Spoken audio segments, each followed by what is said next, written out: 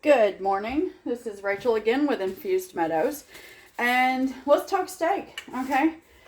In the words of Chef Jean, best cut of meat is the one that you like. And the way to tenderize it and to make sure that it is nice and juicy on the inside does not come from beating this up, or we're not even going to brine it, okay? So what we are going to do is I have some garlic salt here. Now, this is the only time that my husband and I use garlic salt. You are going to salt your steak. So we like the garlic flavor. You do not have to. You can use just salt. And when you think that you've used too much, you're probably just right. So you're going to very generously salt, or in my case, garlic salt, your steak. This will be an edited video because this process is not done in 5 minutes, and I will not be holding my phone hostage to a pause moment for the next 24 hours.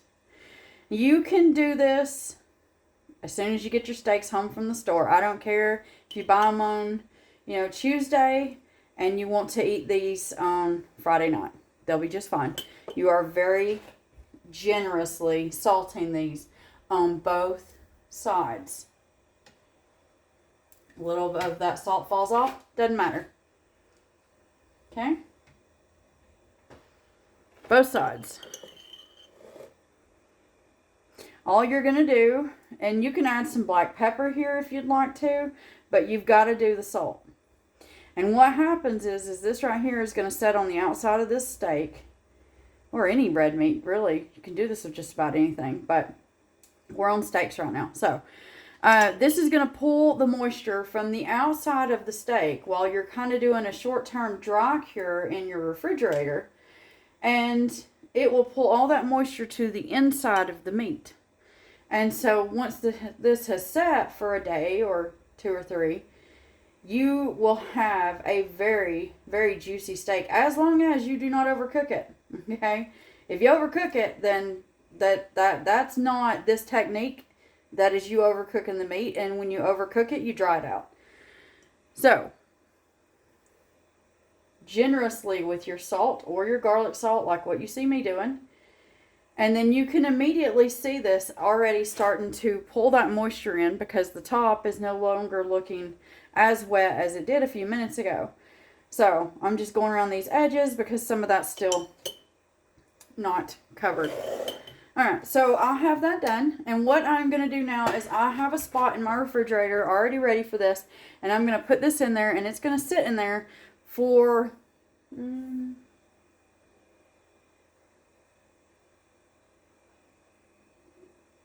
about 33 hours before we have this. And if there's no rain, my husband's going to throw these on the grill tomorrow.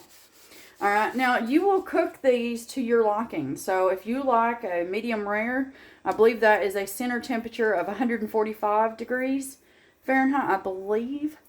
I have that written down somewhere. But anyway, it doesn't matter. Actually, that thermometer that I showed y'all. So if you want yours medium rare, you're going to go around, and I was wrong, 135 to 140 degrees Fahrenheit. If you want a medium rare, you want 145 to, maybe 150 degrees. And then well done is 155 plus. Now, if you like yours medium rare, then at that 135 degree mark, you just want to keep an eye on it. If you're grilling it, it doesn't matter actually if you're doing it on the stove or if you're doing it at an actual grill outside. You're just going to sear it, flip it, sear it, probe it, okay? Because I believe a medium rare for a little bit, I think for this thickness right here, is going to take roughly 3 minutes per side. So it'll be 3 minutes, flip it, 3 minutes, go ahead and temperature probe that center. Remember, this needs to go in the center of the meat. If you push it all the way through, you're only going to read the flame of your grill or your pan. Okay, so you find your fattest point. Well, what I do is I find my thinnest point and I check there first, because I try my best not to overcook that one side. Now, I don't do the grilling, my husband does. I do the inside work, he does the outside work. So it's still the same though. If you start to see that your thinnest parts are cooking too fast, move that off your flame, off the main part of the heat. And then that way, if it's bad enough, you can fold that part over the thickest point to try to slow down that cooking, so that you don't end up with a well overcooked, half of your steak and a just right other part. So you just, if it starts looking like it's going to get too done, you literally just take it and you'll want to fold that over the thickest point, so that point, because you should have already seared both sides of your meat by this point. And then all you'll do is you'll let that thickest part continue cooking. You'll just go up under it and then check its little temperature in the thickest part. And once you get that right, that will help you to keep from overcooking that one side. Unless you do like what we used to do in the kitchen, which is where you'll get your steaks, you'll sear them on both sides. And then we used to have a nice big pan. Well, actually, we had 3 big pans. And the pans had a beef broth in it.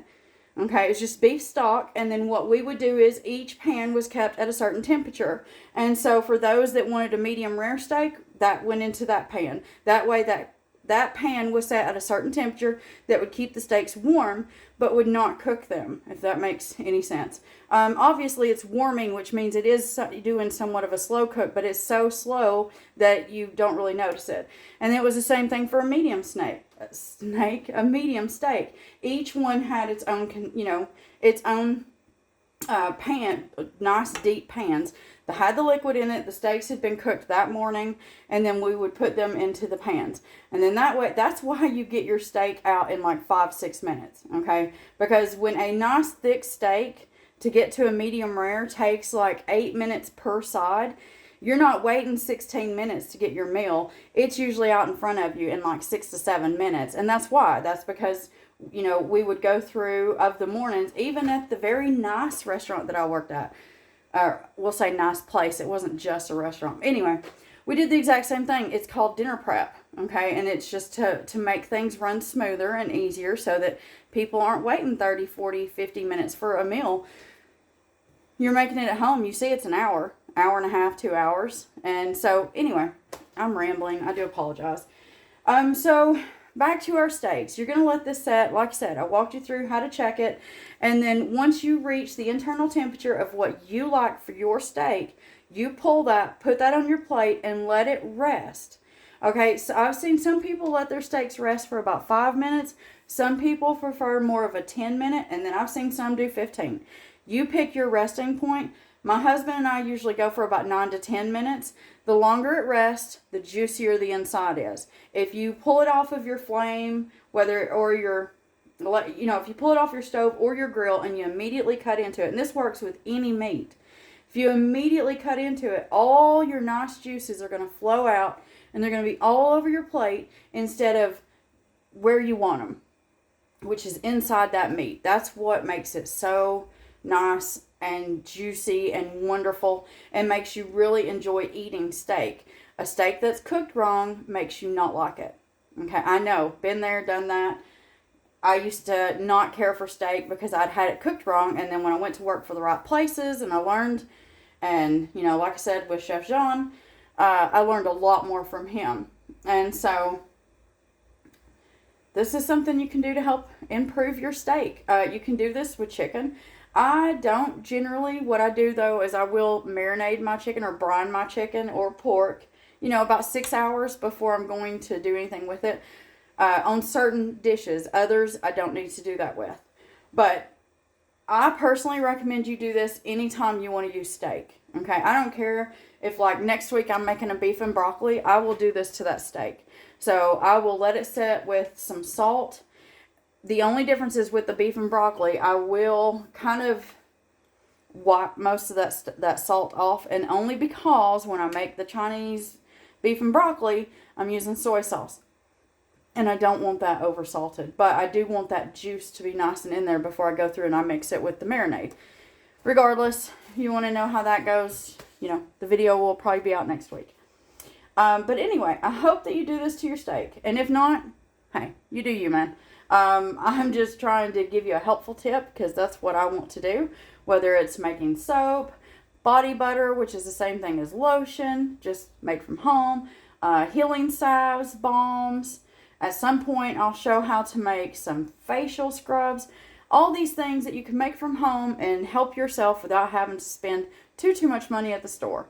Okay? Obviously, when you make things yourself, it's gonna seem like you're spending a lot, but you're not using that entire product in one day. You know, you figure that one thing may do 20 things, so you got to break it down, your cost divided by 20, and there you go. Anyway, I'm trying not to ramble too much. I still have other things that I got to get done today. I hope that this helps. If anybody is at all curious on, you know, how do you get that nice juicy steak at the store, or, you know, sorry, not store, the restaurant, I hope this helps you.